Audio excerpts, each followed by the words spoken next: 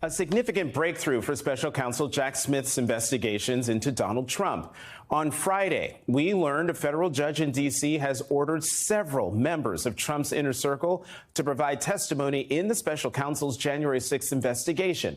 It's a who's who of right-wingers, including former Chief of Staff Mark Meadows, his Director of National Intelligence, John Ratcliffe, his former National Security Advisor, Robert O'Brien, former close advisor, Stephen Miller, his former Deputy Chief of Staff, Dan Scavino, his former top Department of Homeland Security official, Ken Cuccinelli, and former White House aides Nick Luna and John McAtee. Jack Smith also has subpoenas out to Jared Kushner and Ivanka Trump. So, in other words, the people who know where the bodies are buried, they're all being called in to testify. Allegedly know where the bodies are buried, of course. Joining me now, Glenn Kirshner, former federal prosecutor, MSNBC legal analyst, and host of the podcast Justice Matters. Glenn, always great to see you. Given the witnesses and their proximity to Donald Trump on January 6th, can we assume that Donald Trump is the ultimate target for Jack Smith?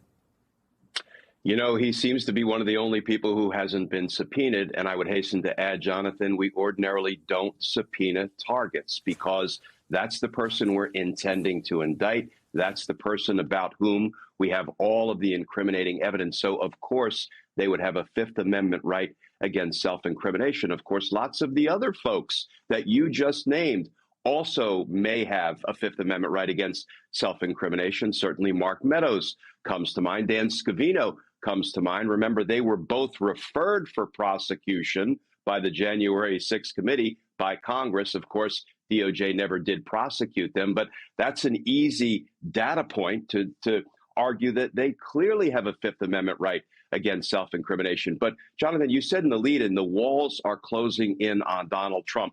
Undeniably, that is true. It looks like the walls are just about touching at this point, and it would sure be nice to see some indictments pop out from between those walls. The one person I didn't mention was Mike Pence, the former vice president. How might this impact his fight against testifying? Oh, he will lose. Mike Pence will see the inside of a grand jury room, and he will testify.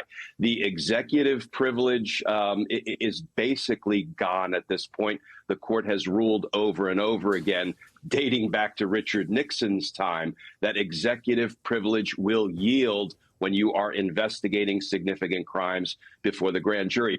And Mike Pence can say he's a legislator all he wants, because on January 6th, he's president of the Senate, presiding over the ceremonial opening of the envelopes and counting the Electoral College votes. It doesn't make him a legislator. And think about this, Jonathan. Lindsey Graham, who actually is a legislator, for better or worse, he's a member of Congress. He tried to avoid testifying before a grand jury by claiming speech or debate clause privilege. Every judge up to and including the Supreme Court said, Lindsey, that's not the way it works. Go into the grand jury in Georgia, testify about everything that doesn't involve speech or debate clause privilege. And if a question or two arises that does implicate that privilege, you can go ahead and assert it. Mike Pence's privilege claims will fail. He will testify, and he has sharply incriminating evidence against Donald Trump.